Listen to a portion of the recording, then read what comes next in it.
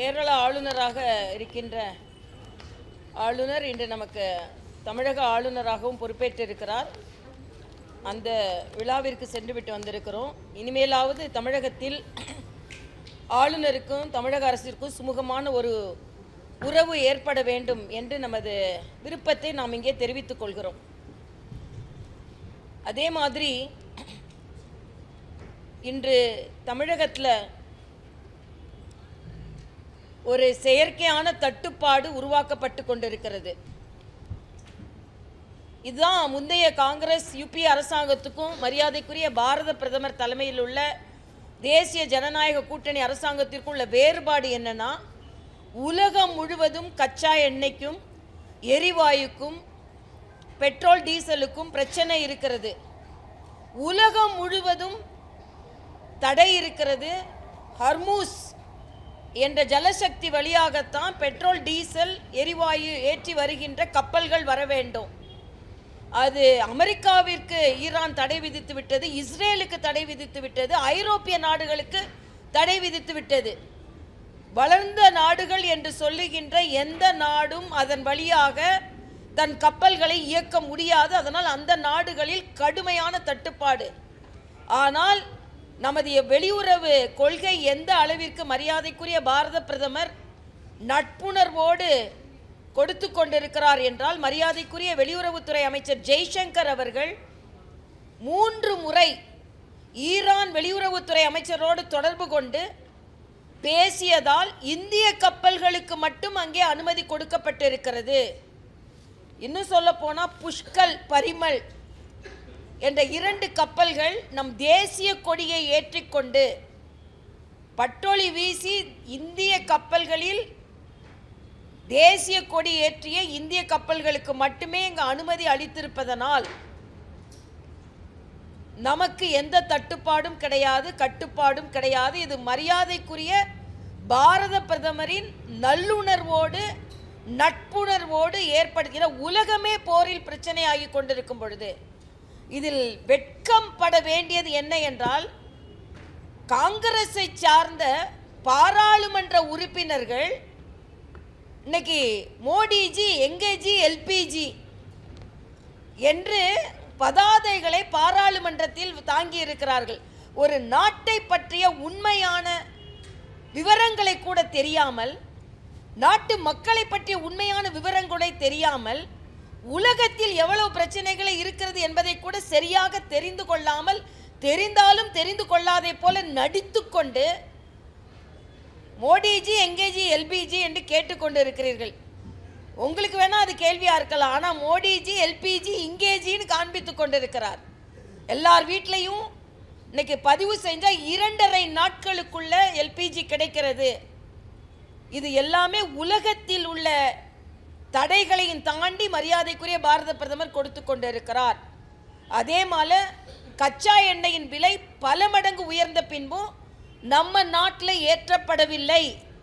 அந்த நஷ்டத்தை மத்திய அரசே தாங்கிக் கொண்டு மக்களுக்கான அதே விலையில், நான் 2012ஆவது ஆண்டு உலகத்தில் இப்படி ஒரு பிரச்சனை வரும்பொழுது மன்மோகன் சிங் 8 ரூபாய் இந்தியா முழுவதும் ஏற்றினார். உடனே எல்லாரும் கேள்வி கேட்டாங்க. உடனே அவர் கேட்டார், பணம் என்ன மரத்திலே காய்க்குதுன்னு கேட்டார் மன்மோகன் சிங். இப்படித்தான் நீங்கள் ஆட்சி நடத்தி கொண்டிருந்தீங்க. ஆனால் இன்னைக்கு கேட்குறீங்க மோடிஜி எங்கே எல்பிஜின்னு. நாங்கள் சொல்கிறோம் மோடிஜி இங்கே எல்பிஜின்னு காமிச்சிட்டாரு. உங்களுக்கு தான் ஒன்றும் தெரியலைங்க ஜின்னு நாங்கள் சொல்ல வேண்டிய நிலையில் காங்கிரஸைக்காரர்கள் இருக்கிறார்கள். அதனால இன்னைக்கு கச்சா எண்ணெயாக இருக்கட்டும், பெட்ரோல், அது மாதிரி பொதுமக்கள்கிட்ட ஒரு தாழ்மையான வேண்டுகோள், யாரும் அவசரப்பட்டு 5 லிட்டர் போடுறவங்க 50 லிட்டர் போடுறது, கேனில் வாங்கி வைக்கிறது, இதெல்லாம் செய்யும்போது ஒரு செயற்கையான தட்டுப்பாடு ஏற்பட்டு விடும். இன்னைக்கு இங்கே நடக்கிறதே செயற்கையான தட்டுப்பாடு தான், உண்மையான தட்டுப்பாடே இல்லை. பீதி வதந்தி. தயவு செய்து அந்த பீதிகளையும் வதந்திகளையும் நம்பாமல், மத்திய அரசு ஏற்கனவே மரியாதைக்குரிய பாரத பிரதமர் நேற்று திருச்சியில் பேசும்போது சொல்லிட்டார், செய்வதெல்லாம் வதந்தி. இது மாதிரி பிரச்சனை வந்த உடனே பெட்ரோலியத்துறை அமைச்சரை கூப்பிட்டு உடனே இந்த பிரச்சனையை எப்படி நிர்வகிக்க வேண்டும் என்று கூட்டம் போட்டு அதை சரி செய்து விட்டோம் என்று மோடி அவர்கள் சொல்லி இருக்கிறார்கள். இதை இந்திய மக்கள் உண்மையிலே சொல்ல வேண்டும் என்றால் இஸ்ரேலில் நடக்காதது, ஐரோப்பிய நாடுகளில் நடக்காதது, அமெரிக்காவில் நடக்காதது, பாதுகாப்பானது இந்தியாவில் நடந்து கொண்டிருக்கிறது. இதுதான் மோடிஜி மேலே மக்கள் வைத்திருக்கின்ற நம்பிக்கையின் அடையாளம். இது உலக நாடுகள் வைத்திருக்கின்ற நம்பிக்கையின் அடையாளம். அது மட்டும் இல்லை, இன்னைக்கு ஹர்மூஸ் மூலமாக மட்டும் இல்லை, 40 நாடுகளிலிருந்து நாம் கச்சா எண்ணெய் இறக்குமதி செய்கிறோம்.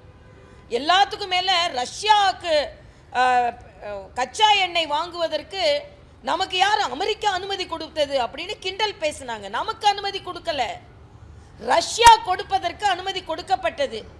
ஆனால் இன்னைக்கு மற்ற நாடுகளுக்கு கிடைக்காமல் 45% கச்சா எண்ணெயை நாம் அதிகமாக கொள்முதல் செய்து இன்று வைத்திருக்கிறோம். இதுவும் மரியாதைக்குரிய பாரத பிரதமரின் நிர்வாக திறமையை காண்பிக்கிறது. இதே காங்கிரஸோ திமுகவோ இதை மாதிரி ஒரு குழப்பமான சூழ்நிலையில் ஆட்சி செய்து கொண்டிருந்தீர்கள் என்றால் கையை விரிச்சிருப்பீங்க. ஆனால் மோடி அவர்கள் அப்படி இல்லை என்பதை நாட்டு மக்கள் புரிந்து கொள்ள வேண்டும் என்பது. சரி, நான் கச்சா எண்ணெயிலிருந்து எரிவாயிலிருந்து தமிழகம் எரிந்து கொண்டிருக்கின்ற ஒரு பிரச்சனைக்கு வருகிறேன். உண்மையிலேயே தமிழகத்தில் கச்சா எண்ணெய் பிரச்சனை இல்லை, எரிவாயு பிரச்சனை இல்லை, எரிசக்தியும் பிரச்சனை இல்லை. ஆனால் உள்ளம் எரிந்து கொண்டிருக்கிறது. என்ன என்றால் பெண் குழந்தைகளுக்கு பாதுகாப்பு இல்லை. பொறுப்பு டிஜிபியை வைத்துக்கொண்டு பொறுப்பில்லாமல் காவல்துறை செயலாற்றி கொண்டிருக்கிறது. அந்த பொறுப்பை தமிழக அரசாங்கம் தட்டி கழிக்கிறது. வேதனையோடு சொல்கிறேங்க. நேற்றைய காலையில் ஒரு பத்திரிகை படித்ததிலிருந்து ஒரு குழந்தை, 14 வயது குழந்தை 2-3 பேரால் பாலியல் பலாத்காரம் செய்து காட்டிற்குள் இழுத்து செல்லப்பட்டு, நீங்கள் உங்கள் வீட்டு குழந்தையை நினைக்கணும், 14 கிலோமீட்டர் அந்த குழந்தை காலையில் நடந்து போய் காவல் நிலையத்தை அடைந்திருக்கிறது. ஒரு மருத்துவராக சொல்கிறேன், இந்த பாலியல் பலாத்காரத்தினால அந்த சின்ன உடம்பு எவ்வளவு காயப்பட்டிருக்கும். ஆனால் அந்த குழந்தை தானே எழுந்து 16 கிலோமீட்டர் நடந்து போய் காவல் நிலையத்தில் எனக்கு இப்படி நடந்ததுன்னு சொல்ல வேண்டிய அவல நிலை இன்று தமிழ்நாட்டில் இருக்கிறது. என்னை கேட்டால் முதலமைச்சரோ அமைச்சர்களோ இனிமேல் ஓட்டு வேணும்னு கேட்க தகுதி இல்லை என்பது எனக்கு கருத்து. பெண் குழந்தைகள், அதாவது தூத்துக்குடியில் இயற்கை உபாதையை கடிக்க ஒரு குழந்தை சென்றிருக்கிறாள். +2 பரீட்சைக்கு படித்து கொண்டிருக்கிறாள். காலையில் பரீட்சை எழுதணும். 10ஆவதுல முதல் மார்க் வாங்கி இருக்கின்ற மாணவி இயற்கை உபாதையை கழிக்க சென்ற மாணவி திரும்பி வரல. உடல் முழுவதும் காயத்தோடு பாலியல் பலாத்காரம் செய்து கொல்லப்பட்டிருக்கிறாள். எனக்கு என்ன கவலைனா, ஒரு பிரச்சனையை படித்து வேதனை அடைவதற்குள் இன்னொரு பிரச்சனையை நாம் பார்க்கிறோம். இன்னைக்கு அந்த மதுராந்தகத்தில் நடந்ததை பற்றி வேதனை அடைந்து கொண்டிருக்கின்ற நேரத்திலேயே ஒட்டப்பிடாரத்தில் தூத்துக்குடியில் ஒரு குழந்தை, எல்லாம் 17-14 வயது குழந்தைகள், 2.5 வயது குழந்தையை திராவிட முன்னேற்ற கழகத்தை சார்ந்தவன் ஒருவன் கசக்கி போட்டு இருக்கிறான். ஆக பெண் குழந்தைகளுக்கு பாதுகாப்பாக இல்லை, பாதுகாப்பே இல்லை. இன்னைக்கு எல்லாத்தோட அந்த குழந்தைகளுக்கு தூத்துக்குடி மாவட்டத்தில் நடந்ததுக்கு அங்கே பெற்றோர்கள் அழுது கொண்டே போய் காவல் நிலையத்தில் போய் புகார் அளித்தால் காவல் அதிகாரி புகாரை வாங்க மறுத்திருக்கிறார். இது தமிழ்நாட்டில் எல்லா காவல் நிலையத்திலையும் நடக்குது. குற்றத்தின் வழக்குகளின் எண்ணிக்கையை குறைப்பதற்காக வழக்குகளை பதிவு செய்ய மறுக்கிறார்கள். தமிழ்நாட்டில் குற்றங்கள் குறைந்திருக்கிறது என்று மாய தோற்றத்தை ஏற்படுத்த வேண்டும் என்பதற்காக குற்றங்களை பதியவே காவல்துறை மறுக்கிறது என்பது நேரடியான குற்றச்சாட்டு. இதில் பொறுப்பு டிஜிபி ஏதோ இப்போ 5 மணிக்கு மக்களிடம் சட்டம் ஒழுங்கலாம் நல்லா தான் இருக்குன்னு பொறுப்பற்ற முறையில் பேச இருப்பதாக நான் கேள்விப்பட்டேன்.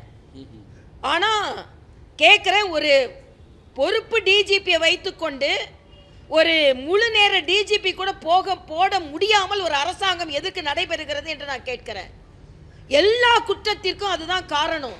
நேற்று நீங்கள் மதுராந்தகத்தில் நடந்தவங்க அவங்க ட்ரக் இன்ஃப்ளூயன்ஸில் இருந்திருக்காங்க. இது சுப்பிரமணியம் போன்றவர்கிட்ட கேட்டோம்னா ட்ரக் இன்ஃப்ளூயன்ஸே இல்லைன்னு அடுத்த நாள் சொல்லுவாங்க. என்னமோ இவங்க போய் டெஸ்ட் பண்ண மாதிரி. மிக வேதனையாக இருக்கிறது. இதுவரைக்கும் தமிழ்நாட்டில் இப்படிப்பட்ட பெண் குழந்தைகளுக்கு கொடுமை நடைபெறவில்லை. எல்லாமே பால் மனம் மாறாத குழந்தைகள். எனக்கு உண்மையிலே எனக்கு ரொம்ப மனது வேதனையாக இருக்கிறது. ஒரு ட்வீட் போட்டால் இந்த ட்வீட் போட மாதிரி அடுத்த நாள் அந்த நிலை வரக்கூடாதுன்றதுக்குள்ள அடுத்த நாள் என்னங்க நீங்கள் ஆட்சி நடத்துறீங்க? இதுல வேற விளம்பரம் வேற. தமிழ்நாடு தலை நிமிர்கிறதாம், தமிழ்நாடு தலை குனிந்து கொண்டிருக்கிறது, பாதுகாப்பற்றதாக இருக்கிறது. நீங்களாம் என்ன மாநாடு போட்டு திமுகவிற்கு இந்திய கூட்டணிக்கு ஓட்டு வாங்குறதுக்கு கேட்பதற்கு தகுதி இல்லாதவர்களாக மாறிவிடுகிறீர்கள். ஒரு மாநிலத்தில் பெண் குழந்தைகள் பாதுகாப்பாக ஒரு இரவு நேரம் போய் படிக்க முடியல, தனது இயற்கை உபாதையை கழிக்க முடியல, போனா எடுத்துட்டு போயிடுறானுங்க. என்னங்க நடக்குதுங்க இதுல? அதோட இதுல அங்க உள்ள முதலமைச்சர் இதுக்கு என்ன பதில் சொல்றாங்க? எல்லாத்துக்கும் மேல பள்ளி குழந்தைகள் பாதுகாப்பில் 44 குழந்தைகள் கோயம்புத்தூர்ல மதிய உணவு சாப்பிட்ட குழந்தைகள் பரிதவித்துக் கொண்டிருக்கிறார்கள். சுருண்டு சுருண்டு சுருண்டு. எனக்கு தெரியுங்க, ஃபுட் பாய்சன் அந்த குழந்தைங்க வயிற்று வலி எப்படி வரும்னு எனக்கு தெரியும். பரிதவித்துக் கொண்டிருக்கிறார். நான் கேட்கிறேன், அன்பில் பொய்யாமொழி அவர்கள், கரூருக்கு உடனே போய் அழுதீங்களே, அங்க குழந்தைங்களை போய் பார்க்க போனீங்களா? முதலமைச்சர் என்ன செய்து கொண்டிருக்கிறார்? ஏதாவது கேட்ட உடனே மணிப்பூரை பாருங்க, மகாராஷ்டிராவை பாருங்க, உங்க ஊரை பாருங்க. அதே மாதிரி இன்னொரு இடத்துல நாய் கடிச்சிருக்கு குழந்தைங்கள. பள்ளியில் உள்ள குழந்தைங்க +2 எழுத வந்த குழந்தைங்களுக்கு நாய் கடிச்சிருக்குதுங்க. குழந்தைங்களை கூட்ட ஆஸ்பத்திரிக்கு போயிருக்காங்க. என்ன நடக்குது தமிழ்நாட்டில்? பள்ளி போகிற குழந்தைங்களுக்கும் பாதுகாப்பு இல்லை, ரோட்டில் போகிற குழந்தைங்களுக்கும் பாதுகாப்பு இல்லை. எல்லாம் இங்கே குடி போதை இதுதான் நடந்து கொண்டு இருக்கிறது. இதில் வேற போதையின் பாதையில் நடைபோடாதீர்கள்னு விளம்பரம் வேற. அதனால் மிக வேதனையாக நாங்கள் இதை பதிவு செய்கிறோம். எல்லாத்துக்கும் மேலே மரியாதைக்குரிய பாரத பிரதமர் நேற்று எல்லா அமைச்சர்கள் மீது ஊழல் குற்றச்சாட்டு இருக்குன்னு சொன்னார். உடனே காலையில் அமைச்சர் ரகுபதி சொல்கிறாரு, இல்லை அதெல்லாம் இல்லை, நீங்கள் அப்படின்னா நடவடிக்கை எடுத்திருக்க வேண்டியது தானே. அதை தான் சொல்கிறாங்களே கோர்ட்டு, நேரு மேலே எஃப்ஐஆர் பதிவு செய்கிறது உயர் நீதிமன்றம் தானே சொல்லியிருக்கு. அப்போ நீங்களாம் என்ன அமைச்சர்கள் நான் கேட்குறேன். மரியாதைக்குரிய பாரத பிரதமர் நேற்று சொன்னதை போல, நேற்று நீங்கள் பார்த்தீங்கன்னா 6 வழித்தடங்கள் தமிழ்நாட்டில், திருநெல்வேலியும் பெங்களூரையும் இணைக்கின்ற வழித்தடம், எல்லாத்துக்கும் மேலே கங்கை கொண்ட சோழபுரத்தில் ஒரு அவுட்டர் ரிங் ரோடு ஒன்று போட்டிருக்காங்க. இதன் மூலம் வெளிநாட்டு பயணிகள், சுற்றுலா பயணிகள் அதிகமாக வருவதற்கு வாய்ப்பு இருக்கிறது. தூத்துக்குடியே அது மாதிரி தான் இதற்கு முன்னால் மேம்படுத்தினார்கள். மதுரை விமான நிலையம் உலகத்தரம் வாய்ந்த விமான நிலையமாக மாற்றப்பட்டிருக்கிறது. இதன் மூலம் தென் பகுதிகள் முழுமையாக வளர்ச்சி அடையும். நீங்கள் பார்த்தீங்கன்னா திருநெல்வேலியில் மட்டும் இதுவரைக்கும் 30,000 பேர் தான் இறங்கி ஏறுகின்ற வசதி இருக்கின்ற இடத்துல 10 லட்சம் பேர் ஏறலாம் இறங்கலாம். ஆக இதெல்லாம் இன்ஃப்ராஸ்ட்ரக்சரில் வருமா இல்லையா? முதலமைச்சர் மத்திய அரசின் துணை இல்லாமல் தமிழகம் முதன்மைக்கு வந்திருக்குன்னு எப்படி வரும்? 14 லட்சம் கோடிக்கு மத்திய அரசு இன்ஃப்ராஸ்ட்ரக்சரை உருவாக்கி கொடுத்திருக்கிறது. எல்லாத்துக்கும் மேலே ராகுல் காந்தி நேற்று ஓம் பிர்லா மேலே நம்பிக்கையில்லா தீர்மானம் கொண்டு வந்துட்டு பேசுறதுக்கே ஆளை காணும். மரியாதைக்குரிய அமித்ஷா அவர்கள் சொல்றாரு, நம்பிக்கையில்லா தீர்மானம் கொடுப்பாரு, பேசுறதுக்குள்ள வெளியே ஓடி போயிடுவாரு அப்படின்னு சொல்லிட்டு. ஓம் பிர்லா அவர்கள் பாஜகவிற்கு கொடுத்ததை விட காங்கிரசிற்கு 6 மடங்கு அதிக நேரம் கொடுத்திருக்கிறார்கள். ஆக இந்த நாட்டு மக்களிடம் பொய்யே சொல்லிக் கொண்டிருந்தாலும் அதை மக்கள் நம்ப மாட்டார்கள். இன்று தமிழகம் மிக மிக பரிதவிக்கின்ற நிலையில் பெண்கள் பாதுகாப்பில் இருக்கிறது. அதனால தான் பாரதிய ஜனதா கட்சியின் சார்பில் 15ஆம் தேதி பெண் குழந்தைகளுக்கு பாதுகாப்பு கொடுக்க முடியாத திமுக மாடல் அரசை கண்டித்து நாங்கள் ஆர்ப்பாட்டம் செய்ய இருக்கிறோம்.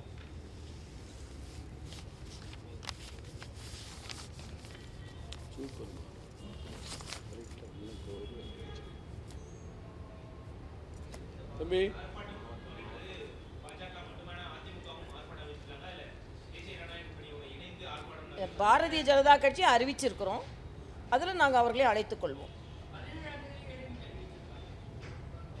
நாங்கள் 15 அதாவது இப்போ இதில் பிரச்சனை கூட்டணி பிரச்சனை இல்லை தம்பி, பெண்களோட பாதுகாப்பு தான் பிரச்சனை. யாருக்கு என்னென்ன நேரம் தோணுதோ அதை நாங்கள் இன்னைக்கே அறிவிச்சிருக்கணும். இன்னைக்கு ஏற்கனவே பெட்ரோல் டீசல் விலையில் மக்கள் கொஞ்சம் சுணக்கமாக இருக்கிறதுனால, இல்லைன்னா உண்மையிலேயே வாழ்க்கையே தமிழ்நாட்டில் போராட்டமாகி கொண்டு இருக்கிறது. அதனால் எப்போ பார்த்தாலும் நீங்கள் பத்திரிகை சகோதரர்களும் இந்த கூட்டணின்னு அதை பற்றியே பின்னால் போகாமல் கொஞ்சம் மக்களோட பாதுகாப்பு, கொஞ்சம் இதை மாதிரி மக்களுக்கான பொய் வதந்திகள் இதையெல்லாம் தடுக்கிறதுக்கு கொஞ்சம் நீங்கள் உதவி செய்ய வேண்டும் என்று தாழ்மையோடு கேட்டுக்கொள்கிறேன்.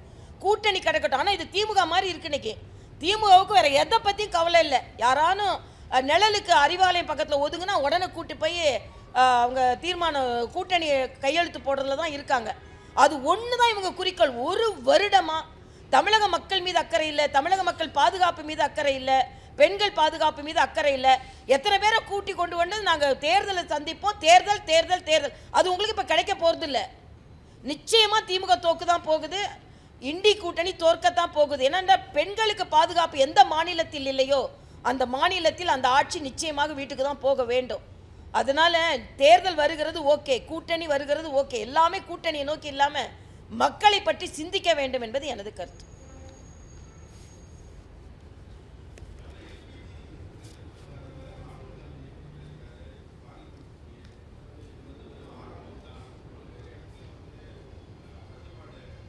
ராகுல் காந்தி தட்டுப்பாடு வேணும்னு நினைக்கிறாரா? ராகுல் காந்தி மாதிரி ஒரு மோசமான மனநிலையில் உள்ள ஒரு தலைவரை நீங்க பார்க்க முடியாதுங்க.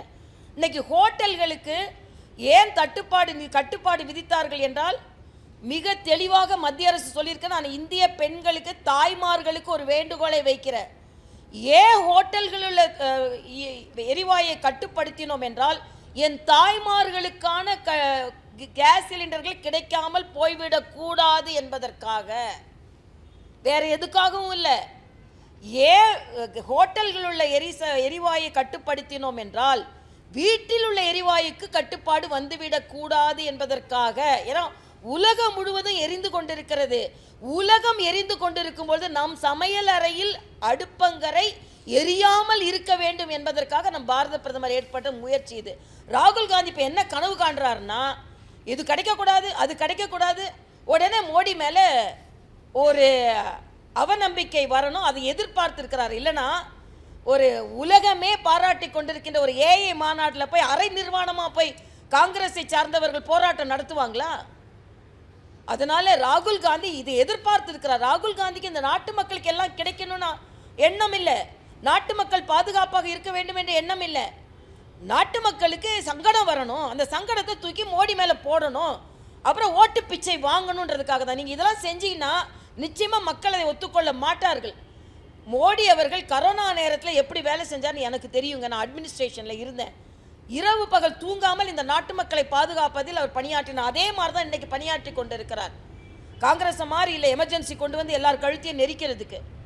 அதனால இன்றைய காலகட்டத்தில் சமையல் எரிவாயு பதிவு செய்யப்பட்டால் 2.5 நாட்களுக்குள் கிடைக்கும். பெட்ரோல் டீசலுக்கு எந்த தட்டுப்பாடும் இல்லை. தயவு செய்து போய் 5 லிட்டர் போடுறவங்க 50 லிட்டர் போட்டு செயற்கை தட்டுப்பாட்டை ஏற்படுத்த வேண்டாம். அரசாங்கம் மீது நம்பிக்கை வைக்க வேண்டும் என்று நான் கேட்டுக்கொள்கிறேன்.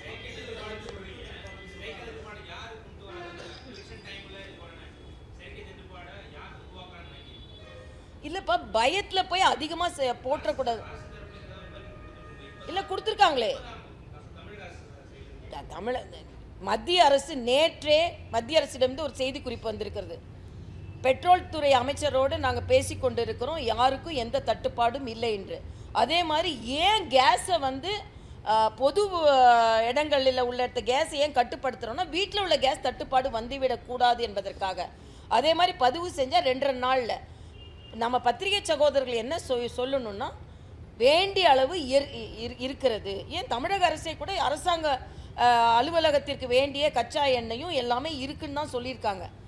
மத்திய அரசும் அதைத்தான் சொல்லியிருக்காங்க. அது மட்டும் இல்லை, நீங்கள் ஒன்றை புரிந்து கொள்ளணும், அந்த ஹர்மூஸ் வழியாக வேற எந்த நாட்டு கப்பலுக்கும் அனுமதி கிடைக்கல. இந்திய கப்பல்களுக்கு, இந்திய கொடிகளை போட்ட கப்பலுக்கு மட்டும் அனுமதி கொடுக்கப்பட்டு இருக்கிறது. அப்படின்னா நம்ம பிரச்சனையை தீர்த்து இருக்கிறோம். உலகமே எரிந்து கொண்டிருக்கின்ற நேரத்தில் கூட நம்ம வீட்டு அடுப்பு எரிய வேண்டும் என்று பார்த்து கொண்டிருப்பவர் மோடி அவர்கள். அதனால இப்போ நாம் இன்னொரு 25 லிட்டர் வாங்கிட்டோம்னா நம்ம சகோதரனுக்கு ஒரு 10 லிட்டர் கிடைக்காம போயிடும், அப்படி நம்ம நினைக்கணும். அது மட்டும்தான். பொதுமக்கள் எப்போவுமே பீதி அடைவது இயல்பு. பொதுமக்கள் மீது நான் எந்த குறையும் சொல்லலை. ஆனால் நாம் அவங்களுக்கு அதை விழிப்புணர்வு ஏற்படுத்த வேண்டும் என்பது எனது கருத்து.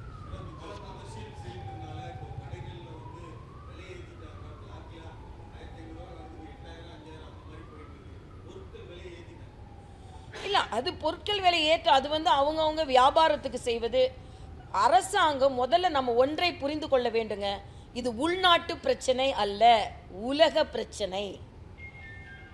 யார் ஆட்சியில் இருந்தாலும் இந்த அளவுக்கு கூட இதை நிர்வகிக்க முடியாது. நாட்டு மக்கள் மீது அக்கறை உள்ள ஒரு பிரதமராக இருப்பதனால் நான் தான் சொல்றேனே 3 முறை ஜெய்சங்கரும் ஈரானின் வெளியுறவுத்துறை அமைச்சரும் பேசி இந்த முடிவை எடுத்திருக்கிறார்கள். வேற எந்த நாட்டு கப்பலுக்கும் கிடைக்காத அனுமதி நமக்கு. அப்போ அரசாங்கம் செய்யறதெல்லாம் செய்து வியாபாரத்திற்கு சில செய்வதை நாம் கட்டுப்படுத்த வேண்டும். அரசாங்கம் மக்கள், அதான் சொல்றேன், உலகம் முழுவதும் பெட்ரோல் டீசல் விலை ஏறிடுச்சு. உலகம் முழுவதும் இந்தியாவில் ஏற்றப்படலை. ஏன்னா அந்த வலுவை மக்கள் மீது செலுத்தக்கூடாதுன்னு. அதனால தான் ஒரு எக்ஸாம்பிள் சொன்னேன். 2012 இதை மாதிரி ஒரு பிரச்சனை வரும்பொழுது மன்மோகன் சிங் ஓப்பனாகவே சொன்னார் 8 ரூபாய் இந்தியா முழுவதும் ஏற்றப்பட்டிருக்கிறதுன்னு. அதுக்கு பதில் கேட்கும் போது தான் கேட்டார், என்ன 8 ரூபாய் ஏற்றிட்டீங்களேன்னா என்ன பணம் மரத்துலையா காய்க்குது, எங்களுக்கு மட்டும் எங்கேருந்து பணம் வருதுன்னு கேட்டார். அப்படிப்பட்ட ஆட்சி தான் நீங்கள் நடத்தி கொண்டிருந்தீர்கள் என்பதை நான் இங்கே தோணும்.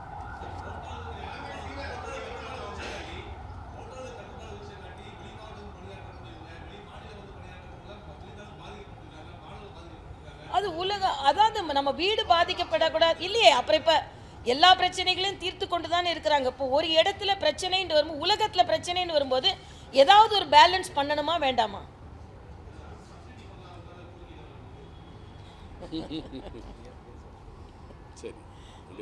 ஒரே ஒரு கேள்வி கேட்கிறேன், ஸ்டாலின் அவர்கள் 100 ரூபாய் எங்கப்பா கேட்கறவங்க வாய் போச்சு எல்லாருக்கும். 100 ரூபாய் கொடுக்குறேன்னாருல கேஸுக்கு மானியம், எங்க கொடுத்தாரு? அப்போ நீங்கள் கொடுக்க சொன்ன 100 ரூபாய் நீங்கள் கொடுக்க மாட்டீங்க. உலகமே எரிஞ்சிட்டு இருக்கும்போது கேஸை கொண்டு நம்மகிட்ட கொண்டு கொடுக்குற போது நீங்கள் வியாகியானம் பேசுவீங்களா? 100 ரூபாய் எங்கேன்னு கேளுங்க. நான் இப்போ கேட்குறேன், ஸ்டாலின் அவர்களே, கேஸுக்கு கொடுக்க வேண்டிய மானியம் 100 ரூபாய் எங்க அந்த 100 ரூபா?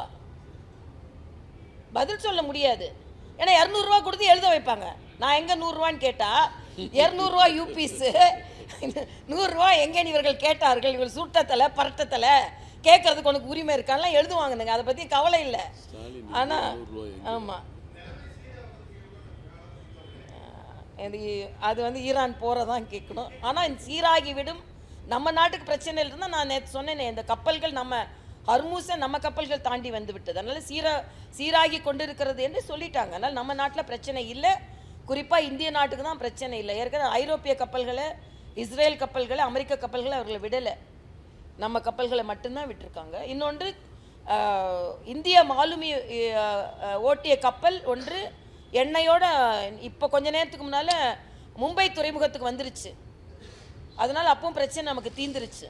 இது உலகத்திலேயே வேறு எந்த நாடும் செய்ய முடியாத ஒரு தீர்வை நாம் கண்டு கொண்டு இருக்கிறோம். முதல்ல அதை கொஞ்சம் பாராட்டி பழகுங்க. உலகமே எரிஞ்சிட்டு இருக்கும்போது நம்ம நாட்டு மக்களை பாதுகாத்து கொண்டிருக்கிறார் அப்படின்னு ஒரு ஆன்மா என்பதை எல்லாரும் கொஞ்சம் புரிந்து கொண்டு பாராட்டுங்க. ஸ்டாலின் பாராட்ட மாட்டார். நான் கேட்குறேன், கேட்டுட்டு நீங்கள் அந்த 100 ரூபாயை மானியத்தை கொடுத்துட்டு அப்புறம் கேஸை பற்றி பேசுங்கன்னு சொல்கிறேன். பெட்ரோல் டீசல் விலையை குறைக்கிறேன் நாங்கள் எங்கே குறைச்சாங்க? பெட்ரோல் டீசல் விலையையும் கேஸையும் பற்றி பேசுவதற்கு ஸ்டாலினுக்கு எந்த உரிமையும் கிடையாதுன்றது எனது கருத்து.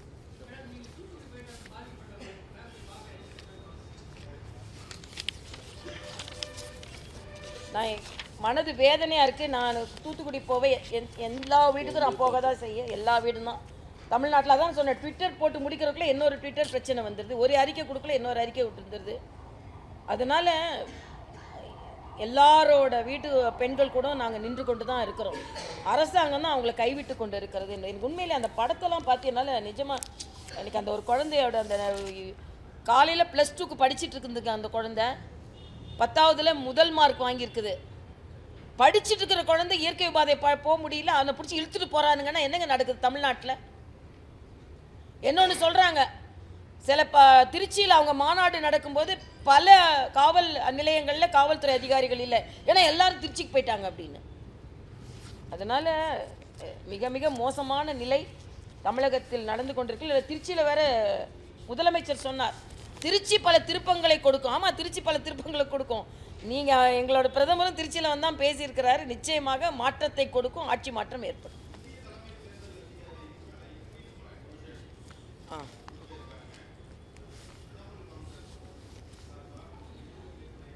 அதாவது பார்லிமெண்ட்ல இன்னைக்கு அமித்ஷா கூட சொல்லியிருக்காரு, பார்லிமெண்டோட நேரம் முழுவதுமாக வீணடிக்கப்படுகிறது.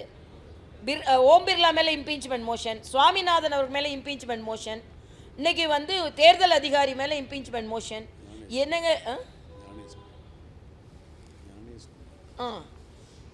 அவர் மேலே எல்லார் மேலேயும் இப்படி கொடுத்து கொண்டு இருந்தால் இன்னைக்கு எல்லாமே டிஸ்ப்ரூவ் ஆகிட்டு இருக்கு.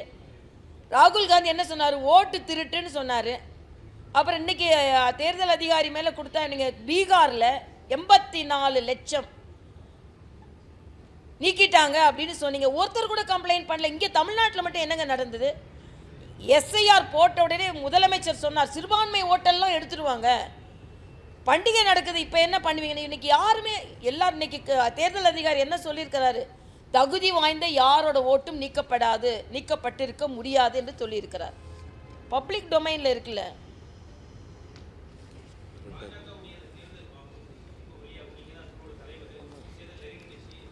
இதில் ஒரு மகிழ்ச்சியான ஒரு விஷயம் என்னன்னா, பொதுமக்களின் பங்களிப்பு என்னை மகிழ்ச்சி அடைய செய்கிறது.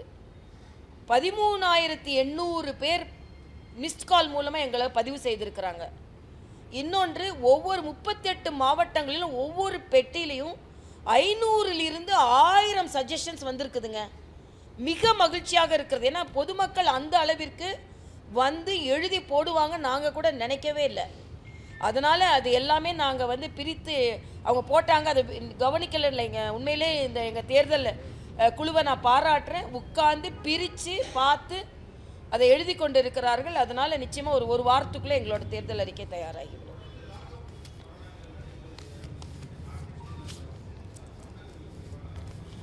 கார்த்திக் சிதம்பரத்துக்கிட்ட அவரோட அலுவலகம் தாக்கப்பட்டதற்கு தமிழக அரசின் பதில் என்ன? அதாவது ஒரு பாராளுமன்ற உறுப்பினர் டெல்லியில் வாக்கிங் போகும்போது அவங்க செயின் காணாமல் போயிடுச்சு. உடனே டெல்லியே சரியில்லை அப்படின்னு சொல்லிக்கிட்டு இருந்தாங்க.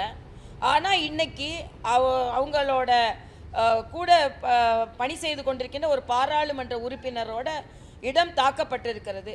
கார்த்திக் சிதம்பரம் அப்போ ஒரு பாராளுமன்ற உறுப்பினரின் அலுவலகத்திற்கே பாதுகாப்பு இல்லாத சட்டம் ஒழுங்கு நிலை.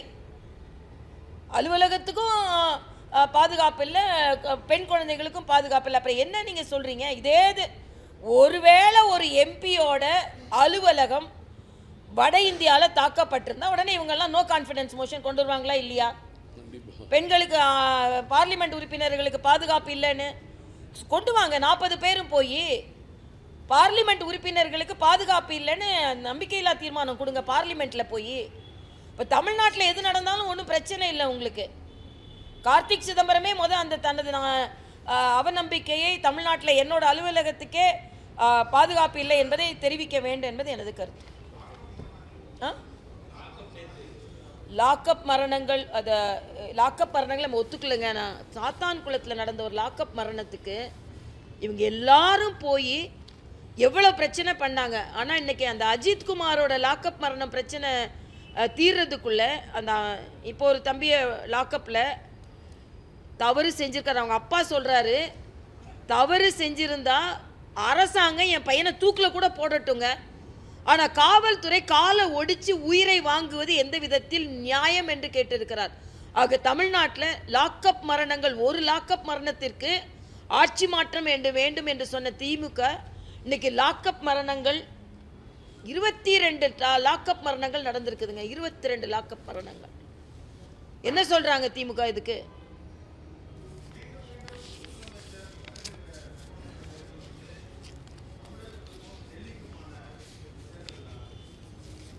இதுல முதலமைச்சர் நான் ஒண்ணு சொல்றேன். திமுகவிற்கும் தமிழக மக்களுக்குமான தேர்தல் இது, போட்டி இது.